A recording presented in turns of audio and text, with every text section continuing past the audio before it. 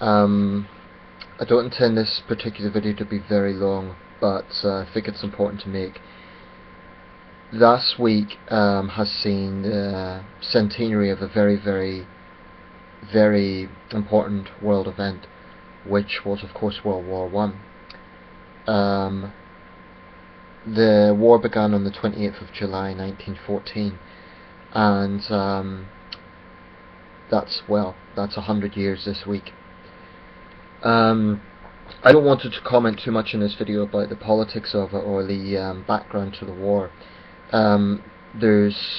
Because of the centenary, there's been a reopening of the debate about the causes, who was to blame, the background and so on. I could put my 2 cents in there, but I'm not going to in this video because I think it would be a distraction from what I really want to talk about.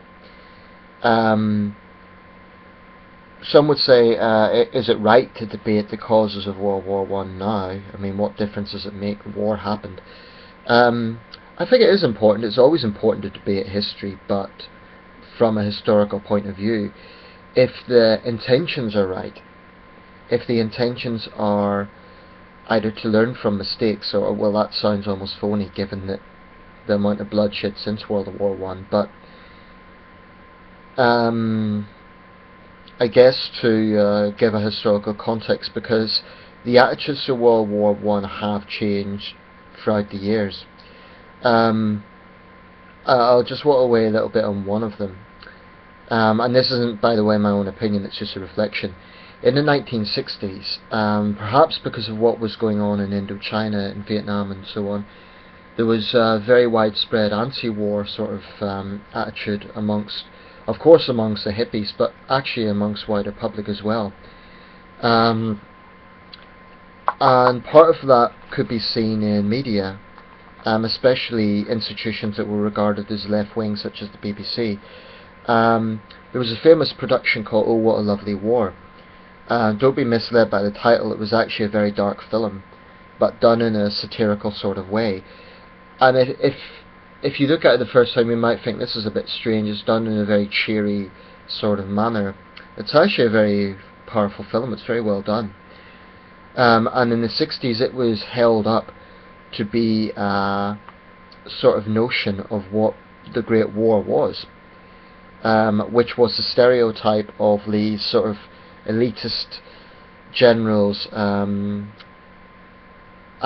politicians sort of driving millions of working class men to their deaths.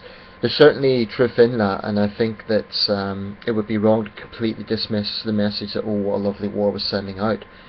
But there is some flaws in the argument. One of them is this notion, especially about one particular general, William Hague. Douglas Haig, my apologies, William Hague's a former Foreign Secretary. Douglas Haig. Douglas Haig was one of Britain's best known generals, and he is often used as being the stereotype of the oafish general, the notion of donkeys leading lions, the lions being the brave soldiers who went over the top, and the donkeys or the sheep leading were the generals, these bumbling generals. That was the stereotype, and Haig has received massive criticism posthumously for his role in the First World War. He subsequently become known as Butcher Haig and so on. However, contemporary accounts of the time when he died, he got a hero's funeral, and soldiers themselves apparently held him in high regard. So the notion of Butcher Haig is more a posthumous reputation. I do think it's a little bit unfair to vilify a man who can't defend himself. He's dead, he can't defend himself. And the point I'm making with that, of course, historical figures should be analysed, but the point I'm making is, at the time during his life, there wasn't the same level of controversy. So I think this was something that was really promoted in the 60s, partly for political reasons. I'm not saying that the message that Oh What a Lovely War sent out was wrong, but I think it probably was biased. I think there was a definite left-wing bias there. The former Education Secretary, controversial figure himself, Michael Gove, brought this issue up, and he said that education about the First World War should not be seen through the eyes of left-wing 1960s film directors. I think that's a fair point, because it should be seen through a lot of different sources. It should be seen, we can't say veterans now because there's none left. The last World War One soldier died in 2011. I believe there was a nurse, she died quite recently, but basically there is no World War One veterans left in Britain today, and I don't think there's any left in the world. There may be one or two people who have questionable claims, but basically there's no living connection left. So the only sources really that you can use in terms of the debate is obviously surviving excerpts from diaries, perhaps people whose fathers passed them down stories, historical analysis from the top historians who research this stuff as their livelihood. They do this. But like I say, debate about the war is not something that I want to talk too much about in this video. The war happened, whatever the rights and wrongs of it, and the fact is it happened. I think World War I rightly is regarded as an absolutely horrendous situation. Now, to play the devil's advocate for a second, those who support the necessity of that war would say that yes, it was a horrible war, but it was necessary, because, well, okay, I apologise for this, but now I'm veering into the territory of laying out opinions. They say that the Allied powers had to act against German aggression in Belgium. They were treaty bound to do so. Others would contend that France and Britain wanted a war, and I think they did. Judging by the hysterical nationalism that was around at the time, there's absolutely no way they were reluctant to go to war. And actually that's what I want to comment on. This marks the beginning of World War I, 1914. Now, 14 was a very different year than 18 in terms of 1918, in terms of the attitudes to the war. In 1914 there was mass hysteria almost, this wave of extreme nationalism across all the countries involved. Oh, What Lovely War deals with that, but you know, that they didn't exaggerate that. There really was this widespread nationalistic fervour to go to war. It wasn't universal, because there was people, and I've just watched a video about conscientious objectors in Huddersfield who refused to go. Now, at the time, people like that were sort of vilified as traitors, as cowards, this sort of thing. Some people even still call them that. My own stance on it is, whatever you think of the war, you have to realise these people were acting on their conviction. They weren't doing it because they were scared of getting killed. They were doing it because they believed that killing was wrong. Now, I'm not a pacifist myself. I'm not a socialist, and I'm not a pacifist. I believe that sometimes military force is necessary, but I get a bit angry when people vilify conscientious objectors without realising that they're driven by conviction. These are people standing up for their values, and of course you can disagree with them, but I don't agree with vilifying them as cowards. And another point, if we're talking about cowardice in the context of World War I, can anyone honestly blame a 16-year-old boy for being frightened of getting killed? So this whole concept of cowardice, it was like, and you had it in World War II as well, but it was the whole notion of what a man should be. A man shouldn't show his fear and this sort of thing, and that mentality basically drove millions of men to be killed and maimed. Let's think about that for a second.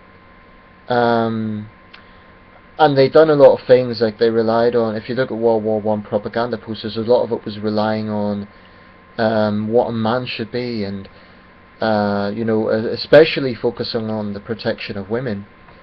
Civilians did die in World War I, especially in the Eastern Front, but in the Western Front there was definitely chivalrous sort of concept was thrown into the propaganda, about putting pressure on men to protect women, and as a result, and I'm not blaming women for this, but as a result, millions of men were killed and horribly injured. In fact, we often talk about the men who died in World War One, but in a way, and I hope this doesn't sound callous, but in a way they had the easy way out. Or no, I shouldn't say that, but their situation was better than those men who had to live for years with horrible shell shock and horrible injuries, being blind, being half their face blown off. This isn't an exaggeration. Those photos from the early 20s are very creepy.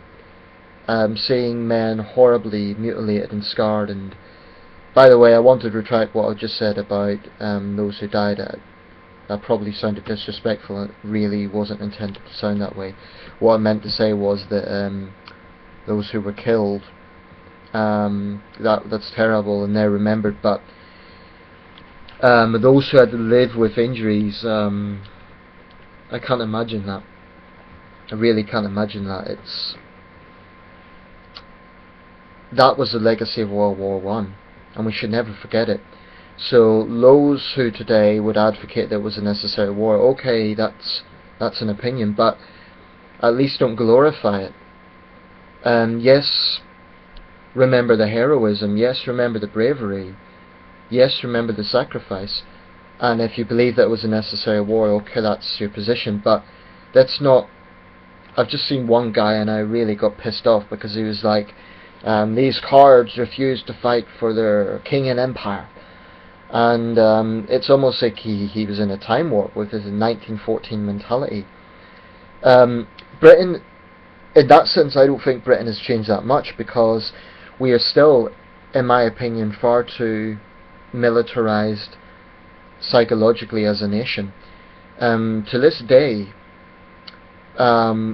there's sort of and the ironic thing is it's seen less in countries that have conscription and national service. It's seen more in countries like Britain and the United States, which have professional standing armies whereby the soldiers are professionally trained people. But basically, the tabloids always stir this up. Whenever you've had a situation where, say for example, a soldier has been a victim of crime, or a good example would be the Lee Rigby murder. That was an awful case where a group of Islamists killed a young unarmed soldier. Now understandably it provoked a lot of outrage, but unfortunately it also stirred up the far right, and that made me very uncomfortable.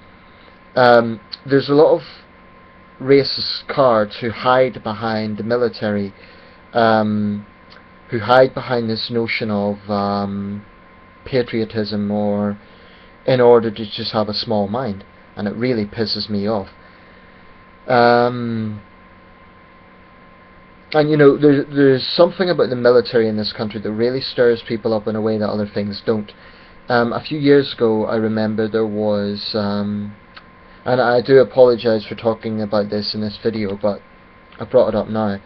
I hadn't intended to do this, but the issues are valid. A few years ago, a student had urinated on a war memorial. This was part of some student freshers week where the student union had promoted buy one get one free, this sort of thing. And the student had done something stupid and urinated on a war memorial. Well, no doubt about it, his behaviour was crude, but the backlash was completely disproportionate. You had a situation whereby all the nationalistic thugs came out of the woodwork, and they were saying some truly horrible things there, and I thought there was something rather ironic about what they were saying, because what the student done was very disrespectful, no one disputes that, but what these Daily Mail types wanted to do was destroy this young student's life because of one moment of unthinking behaviour. I mean, he probably didn't have a clue where he was, and he shouldn't have done it, but I think the union is partly to blame for their promotion. But the point about that is, again, it's an example of people hiding behind this military concept of, the military is untouchable, so this young student done something stupid, so let's crucify him, let's ruin his life, I mean, the sort of comments I was saying were utterly disgusting. They were talking about hurting his mother and so on, and I won't even use the language they were saying, but I hate people like that who hide behind the military, and I don't know if they're soldiers or if they're people related to soldiers or whatever, but whatever the case, it's like it was completely an overreaction. Now I can understand people being angry because what happened was disrespectful, but I only use that as one example. There's been other similar examples. Obviously it's not comparable to the Lee Rigby case. That was a case of cold-blooded murder in broad daylight, and the thugs responsible are now rightly in jail. But unfortunately, instead of just condemning the killers, what that done was got every far-right thug to come out and blame all foreigners and blame all Muslims and things like that, and it made me so angry because there was a lot of Muslims condemning that, and I just hate the way people hide behind militarism to hide their own stupidity and ignorance. It's one thing respecting soldiers, and I'm fine with that, but if you see the military as an institution above criticism, then you're brainwashed. You're an idiot. And if World War One should teach us anything, it should be that as an institution, the military should not be well, World War One teaches many things, but I just hate this notion that the military is above criticism. It's a joke, and that's part of the problem why in recent years young soldiers have ended their own lives from bullying and so on in the military. Now that has been whitewashed far too many times because of this idea that, oh well, they know what they're doing, the military is above criticism, and I hate it. I hate that idea. No institution should be above criticism. As for pacifism and attacking pacifists, as I say, I'm not a pacifist myself. I believe there's times that force is necessary, and there's times that pacifists also annoy me with some of the mentality that they have. Nothing to do with patriotism, but to do with I think sometimes they can't see the bigger picture, and they can't see that there are times when the only way to defeat an aggressive force is with aggressive force. Because if you have, for example, a brutal dictator murdering his own people, then sometimes force is the only way to take on that dictator. You know, sometimes, because war is a terrible thing, but so is genocide, like Rwanda. Okay, I talked a lot longer than I'd intended in this video, and I do apologise for that, and I also went off on a tangent. But I guess something as poignant as World War One, as eventful, as important as World War One, it's inevitable that there's a lot of avenues to take. Initially I'd intended this as a quiet, reflective video, like 100 years, let's think about it, and that would have been something, but I think everything I've spoken about has some relevance to what this was. It was a horrible, horrible conflict, and even people who advocate that it was justified. Personally, I should say my own position is somewhere in the middle. I see both sides. In many ways it was a very fickle conflict, and you know, when you hear of cases of some battles whereby thousands of men were slaughtered for a few yards of land, in that sense it was completely fickle. On the other hand, I think it's wrong to say that there was no purpose whatsoever in the war, or that it was all about empire. I think that's a little bit of a simplification. I think that was certainly a factor, but there was different reasons for World War One, and I don't think you could dismiss it in any particular way. I was in Leeds yesterday, and in Leeds city centre, in the art gallery, they had that big famous picture. It's one of the most famous photographs of World War One, the aftermath or during the Battle of Passchendaele, where you see a group of soldiers, I think the British, but it wouldn't matter what nationality they were because the poignancy was there. And you see these trees in the background, and the trees are completely bare. All the branches have been blown off by the shells. There's puddles of mud everywhere, and it's a black and white photo, but that image is one of the most, I would say, one of the most powerful images of war ever taken. It's not a particularly gory image, but it's nevertheless a very dark image. You know, there's World War One photos that are a lot more gory, where you see men rotting and skeletons and that sort of thing, but this image is of Passchendaele. This I don't have a link, but if you see that image, I'm sure you know what one I'm talking about. It's a very powerful image, and it was in Leeds Central Museum and Art Gallery yesterday, so I had a moment to look at that. For me, you know, World War One was meant to be the war to end all wars. Well, there's another saying, Plato, only the dead have seen the end of war. I think Plato was right. 100 years on, war still rages. We see it in South Sudan. We see it in the Central African Republic. We see it in Nigeria. We see it in Gaza. We see it in eastern Ukraine, in Europe. So it's hard to imagine that war is going to go anytime soon. The number of wars actually, believe it or not, has declined since about the 1970s. So actually the world is not as violent as it was at that time. Although I personally believe this particular year has been quite... There's been a number of new conflicts have broken out this year. So we can never be complacent about war. It's always a possibility. And there's parts of the world, for example East Africa, the Middle East, there's certain regions whereby war is always a possibility, and even places where active war isn't going on, the threat of war is very much there. If you look at the Pacific Theatre, if you look at China, Japan, the Philippines, war is openly spoken of, and I find that a little bit disturbing, because it's a region that only 60 years ago was at war, in the midst of World War II. And I don't know if that's because those countries weren't so involved in World War One, but there seems to be a casual attitude to the possibility of war there that in Europe we would find incomprehensible. And it's one of the great benefits of European unity. For all the faults of the institution, something that no one can deny about the European Union was it created a situation where it would be impossible for European countries to go to war with each other. And I think that's a beautiful thing, and I think that's something to celebrate. Whatever the faults of the EU are, and goodness knows there's many areas that can be criticised, I do wish Eurosceptics would at least acknowledge that was one of its achievements. You know, they say, oh, it would have been inevitable anyway that we would have got peace. I'm not so sure about that.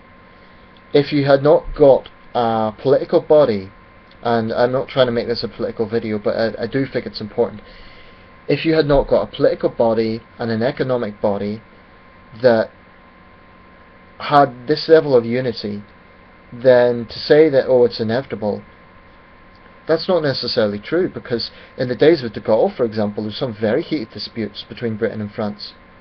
In the Iraq War, Britain and France had a massive fallout, but the idea of going to war with each other would have been unthinkable. That's one of the great advantages of European unity. So for me, that may well be one of the legacies of World War One. World War One was so important, not because of its scale. It was a massive war, but it wasn't actually the bloodiest in history. There were several conflicts that were bloodier. World War Two was bloodier. There were several internal conflicts in China, the Taiping Rebellion, for example, that were seen as bloodier. But it was a devastating war, and it certainly had a much bigger proportionate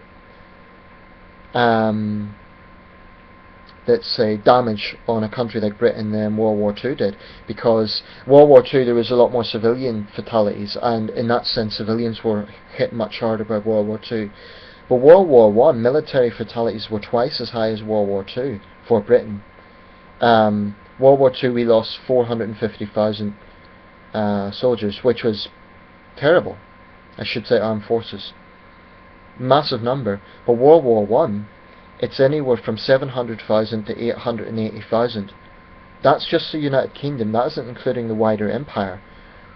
Including the wider empire, countries like Canada, Australia, New Zealand, India, Nigeria, it goes up to about 1 million.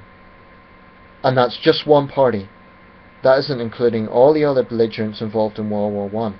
The total fatalities of World War One are disputed, but they are anywhere from an absolute minimum of about 11 million to some put it as high as 25 million. I should say that's including civilian deaths. And judging the exact figure from World War One is difficult because in the final year, 1918, the Spanish influenza broke out. So sometimes that may be a crossover. But whatever way you look at it, World War One was a devastating conflict that changed world history. I mean, if you look in 1917, it provoked the communist revolutions. And actually, some of the first participants in the communist revolutions were soldiers who were fed up with the fighting, who saw what was happening, and who deserted, especially in the Eastern Front, especially from Russian and German ranks, and Austrian, I believe.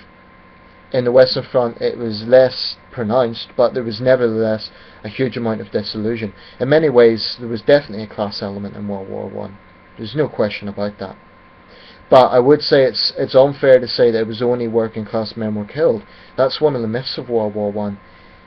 There's no question about it. There was a massively disproportionate number of working class men died. But it shouldn't be forgotten that there were young upper class officers, very brave, who were killed with their men. So to say that the wealthy just stayed behind lines is a callous lie, and I think it's actually a little bit dangerous. So when socialists say that, they're wrong. To say that only working class men were killed is, of course working class men were killed by the thousands, and that is a very sobering thing. But when the socialists make out that the rich just stayed behind the lines, that's not true. Look at the production My Boy Jack, Rudyard Kipling's son. Now they were wealthy people. They were from wealthy family, but he was a brave young man who died with his troops. He was only 17 years old, I believe. 17, 18 years old. So I think when the left says, oh, it was only the working class died, it's actually ignoring that. The fact of the matter is, millions of young men, and some not so young, the oldest victim of World War One, I believe, was in his early 60s, but millions of men went to their deaths and were horribly injured. Let's never, ever, ever forget the sacrifice those men made, whether they were conscripts later on, or whether they were volunteers in 1914. Let's not forget them. But let's not vilify those who opposed the war, who didn't fight because of the values. You can have opinions on that, but I think without knowing, I think, it's very easy to judge in retrospect, but I really don't know. Anyway, I've spoken for a very long time, but this is probably the longest video I've ever made, and if you've kept with me this long, thank you. I'm going to round it off now. But this is the 100th anniversary, the centenary of World War One, and it's a very, very poignant thing. Whether we should celebrate that or not, I don't know. The Royal Mint has issued a coin to commemorate it. We need to be very careful how we commemorate this. I think it should be, personally, I think it's going to be more poignant in 2018 when it's the centenary of the end of World War One. Thanks for watching.